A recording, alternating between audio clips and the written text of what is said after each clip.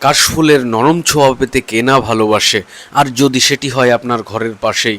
ঢাকার অদূরে এই চমৎকার দর্শনীয় স্থানের নাম সিলিকন সিটি, ব্যাবিলন সিটি।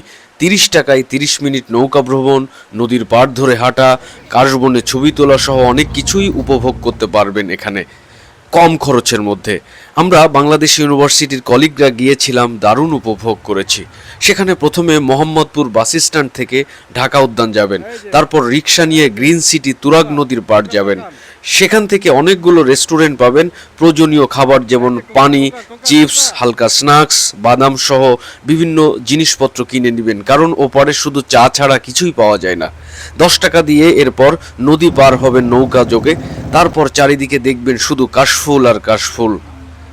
চমৎকার একটা ভিউ আছে। আমরা কলিগরা সেখানে গিয়েছিলাম, উপভোগ করেছি, আবার নৌকা যোগে আমরা ফিরে এসেছি, অনেক আনন্দ করেছি, দারুণ লেগেছে আমাদের।